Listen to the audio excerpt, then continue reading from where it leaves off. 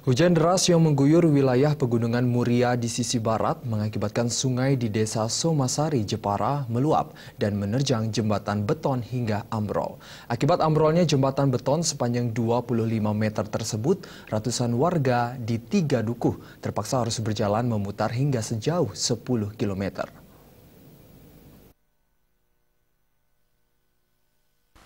Beginilah kondisi jembatan di desa Somosari yang ambrol akibat diterjang arus sungai yang meluap. Jembatan sepanjang 25 meter dengan lebar 2,5 meter ini patah menjadi 2 bagian.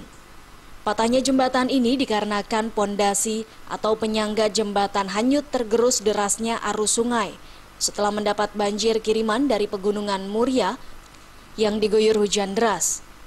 Akibat ambrolnya jembatan penghubung antar desa ini, sebanyak 500 kepala keluarga yang ada di wilayah 3 dukuh terisolir.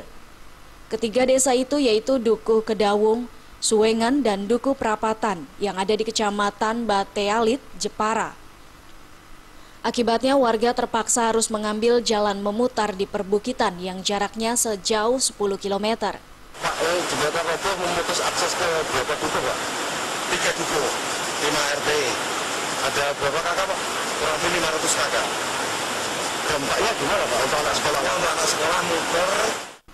Jembatan ini menjadi satu-satunya yang menjadi penghubung warga yang ada di 3 dukuh untuk beraktivitas.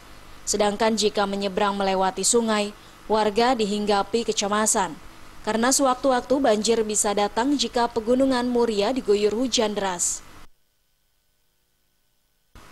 Dari Jepara, Jawa Tengah, Supriyadi melaporkan.